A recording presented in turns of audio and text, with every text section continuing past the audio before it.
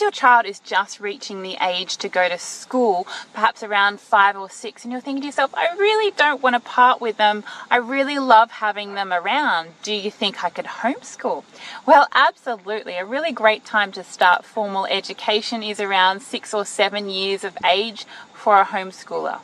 A lot of studies have found that if you delay that initial starting age, instead of going at 4 or 5 years of age, but you start them at 6 or 7, they'll be rearing to go. A bit like a car who is revving its engines before it takes off a lot faster. They also find that children don't burn out as much because work is a lot easier if you start them a little bit later. What I've decided to do with my own son, who is 4.5, I've actually started him with a curriculum, but we're doing it very flexibly and we're not going beyond what he can do and what is fun for him to do. So for example, we're doing a math curriculum, but I found that his dexterity isn't up to the stage where he can actually draw numbers, but he really enjoys counting and he really enjoys doing the little activities. So he's learning numbers and he's learning how to count, but he's not doing the writing component.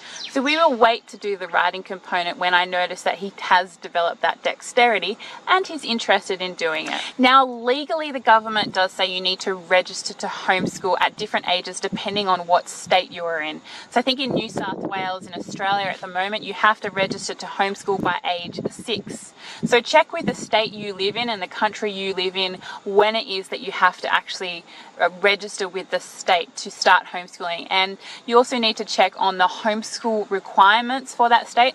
A really great place if you're super duper confused and you're finding the government website confusing is the Homeschool Legal Defense Association, so the HSLDA. Now you can go on the HSLDA, you can plug in whatever country you're in or whatever state you're in that country and find out what the homeschool laws are in a nutshell. So it makes it really easy to homeschool. You can also become a member with the HSLDA, but they will also provide you free legal assistance if you become a member with them. And giving them membership fees also means that when another homeschool runs into trouble, then the Homeschool Legal Defense Organisation will be able to defend them in court. If you have children with medical issues, or if you have children who perhaps a little bit slower than the normal classroom is going to be, it's a really good idea to homeschool.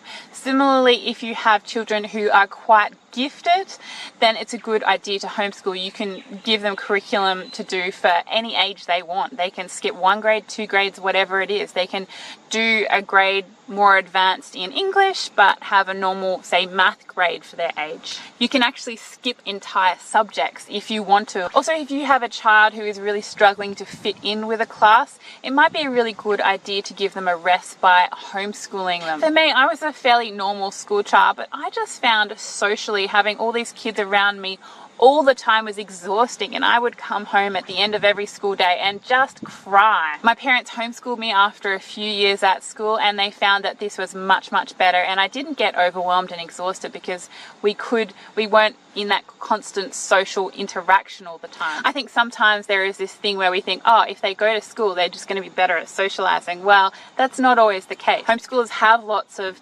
opportunities to socialize, and sometimes it's really good getting that break from their peers. Now, if you are new to homeschooling and you've never looked into the homeschooling methods, then you have to do that next. And you can do that by going to this video here, where I explain all of them.